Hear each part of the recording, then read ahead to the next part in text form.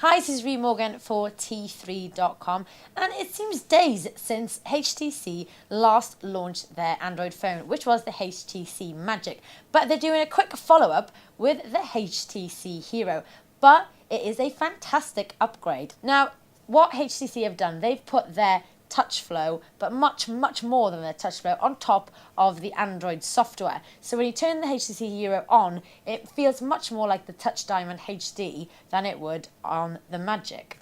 So what does this mean? Well, it's completely transformed the Android phone, and we've been amazed by it here in our briefing today. So if I could just show you, switch the phone on here, and you can see it looks completely different, nothing like the old Android phones. And one of the main things that they've done is they're really keen to say that this phone is going to be yours. You can do anything with it. It's completely customizable. And one of the ways you can do that is with what they're calling the River. You're going to have up to 7 menu screens, and each one of these are completely customizable to what you tend to use the phone for. So you can see here, if you use your picture gallery, you can just add it here by going add your HTC widget.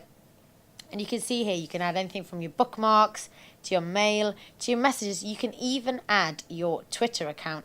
And it's not just adding an icon, you actually add a live Twitter feed. So if you go to the Twitter page here, that updates every time a new tweet comes into your Twitter account. So it's no more just clicking and you having to go into Twitter itself. It's actually all there live feeding. So there's 7 of those, and even further, you can have more than one of those rivers. It's very customizable. If you go into here, you can see there's scenes. So one of those is a scene, and you can choose one. So you can have one of those for a week, one of those for a weekday, one of those for when you go on holiday. You can actually make 6 of those and then chop and choose when you want to use them, when they're appropriate to the icons that you've put on there. And now it goes even further. So if I take Twitter, for example, you can actually choose how you want to look at Twitter or how you want to look at the content in your Twitter account. If you press this button here, you can see on the bottom here that these are called perspectives. So you can have a look at the tweets, move this along. You can have a look at the direct replies you've got, move it along again. You can look at the direct messages you've had, and then move it along again. You can look at your favourite trends that you're following on Twitter.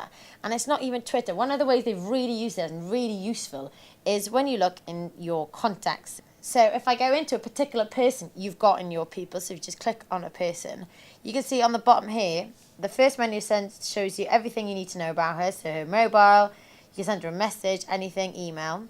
Move along, you can see the messages, the text messages that you and the same person have had. So it'll show you in a complete flow the messages you and her had.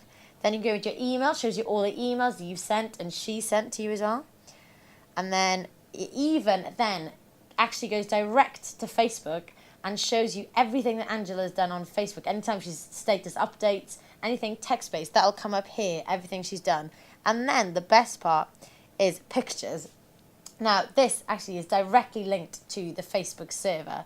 So any pictures they add or Flickr, anything that they add on there, you can actually look and it'll directly show you the album there on Facebook. So it won't have you clicking on and then you'll have to log into Facebook and it'll look like a web page. It'll look like an album that you would have on the phone itself. So it's a fantastic piece of software. HTC really want you to feel that the phone is just completely customizable and essentially it's like an empty vessel. As soon as you take it out of the box, you can do anything you want with it. They're not pushing any features. If you only use 3 features, that's fine. You can have those 3 features in the rivers, you decide, and if you use more than that, then you decide what you do. Moving on to another great feature that they've got on the Hero, which is multi-touch. They didn't have it on the Magic, but it's not just multi-touch, it's taken it a step further. So if you open up a web page on the browser here, you can see it loads up pretty fast, and then with the multi-touch, if you just pinch and zoom, it completely formats the page to where you've zoomed. So no more do you have to kind of zoom in and then scan across. Another thing about the internet is the Hero is the first Android phone to have internet flash player on there. So that's another bonus for the Hero and another kick in the teeth for those with Magics and G1s. So that's enough about what the phone can do. But with all those things that they've given you, you'd think the HTC may have made a sacrifice with the way that the phone looks. But no, the HTC Hero doesn't disappoint there either. It is about slightly bigger than the HTC Magic. The screen is the same size at 3.2 inches. It's got the same hard buttons here, so you've got the call, the end, the menu, and the home button. The search button on the bottom is the same, but now the search can do a lot more. You can search things like Twitter, you can search your maps, you can search your contacts. It's much more like Spotlight, like you'd have on the iPhone. It's again got the scroll wheel here. It's got a Teflon coating. So one of the things with the white of the HTC Magic, it could get scratched, it would get a little bit damaged. This is not going to happen with the HTC Hero. We hear from HTC. Also, the camera's been updated. It's now 5 megapixel as compared to the Magic's 3.2. It's a little bit thicker than the HTC Magic, and it's got the curved edge again that was also on the Magic. It's got expandable memory on there, so you get up to 32 gig on micro SD. It's also, one of the things that the Magic didn't have was a 3.5mm jack. The Hero does have that on here, and that's the first from all the Android phones. The G1 or the Magic didn't have that, and it's one of those things that was a big bugbear with people because you had to find an adapter, but that's gone now. So you're going to be able to use your cans with this as well.